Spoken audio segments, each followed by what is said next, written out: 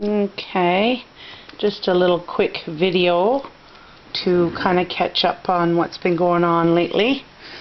I haven't really been as quick to work this weekend. I'm feeling a little punky, so I'm not working as quickly as I normally do. But it's been sort of a slow process. But these are, I just wanted to show, I want to make sure that I'm within the light here, but I want to show some of the really cool funky bracelets that I've been making recently. And so this is the most recent that I've finished, whereas I've taken various pieces of wool and natural fibers and I have felted them together. And then, and did various, there's some with silk tops, there's silk all through here. This is a silk yarn and it was embedded into this. But then what I did too is I have this gorgeous thread that I purchased at the fabric store there earlier this week. And it was a multicolored thread where as you sewed along, the colors of the threads would change. I don't think that it can be seen here or appreciated. I'm going to see if there's any way I can adjust the colors on my camera, because it doesn't really seem to capture the vibrancy of a lot of the colors that I use. And I really do love colors and lots of vibrant colors and these sorts of things. So these are my funky bracelets. It just depends on which way you want to wear it. I'm not sure about this. I think I might change this to a button when I get home. This is once again a Sunday night in at my honey's house. I usually come in here for the weekends and we spend the weekend together, and Sunday evenings of course are settled in because the next day is work. But so this is a really nice piece of what's it called, raffia or so, not raffia, but it's a fabric, it's a natural fabric.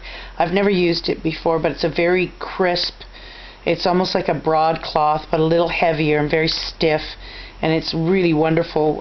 This is a gorgeous color, and so that's the backing I put on this to sort of hide a lot of where the stitchings are and everything. Anyway, I free motioned around a lot of this just to anchor a lot of it down, and then of course I sewed my beads on here to give it a nice three-dimensional funkiness to it. There's some colorful freshwater pearls, mother of pearl with a centerpiece on it there as well. And then of course I just used some decorative crewel stitches for the back to finish it all up. And there it is, a nice little funky bracelet.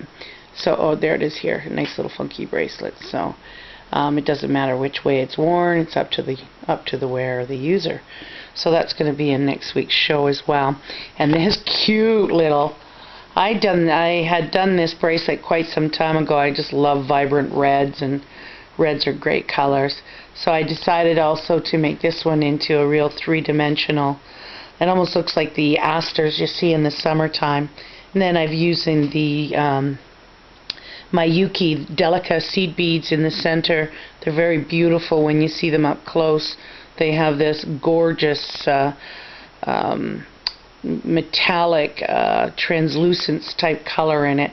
So anyway, they're all kind of color coordinated, the complements on the color wheel, and then of course it's together by a hook and clasp. And so finishing this on the back too was a nice real heavy fabric with matching colors, and then it was a nice decorative blanket stitch with a 100% wool, worsted wool all around the edge to tighten and clean that up and give it a really nice shape. So it's a nice solid bracelet, and that's going to make a nice addition to somebody's little stash. And then this one here is always, it's been one in the works for quite some time. I'm going to finish that tonight. What I've decided I'm going to do is I was going to put some clasps through here, but I think what I'll do is just do stretchy elastic, and then it can be put on like a banner.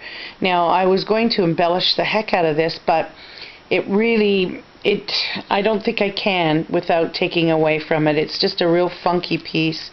I'm not sure what I'm going to do, or if I'm going to do anything to the back, because it's a very thick piece of alpaca wool, one of the earlier bats that I had done, but a very thick one. And then of course I'm felted on uh, um, pink wool fabric, and then I blanket stitched around it with worsted wool, and then I took some variegated wools and felted them around, and just to kind of finish off the edges. But I think I like it just the way it is, and I don't think it really needs anything else. I'll decide. I always usually end up changing my mind. So I just wanted to add that in there. I was thinking actually I might use some of these alphabet beads that I have here. Various love. I like to put love on a lot of my bracelets and such. This one here is in the making. This is made with silk. There's a silk chiffon with felted wool over top. It's a blended wool, really nice muted colors, the earth colors, and then of course there's a wool roving around here with purple wool. But what I'm going to do, and then I put this one as elastic so it can just be brought right over your arm as a bangle.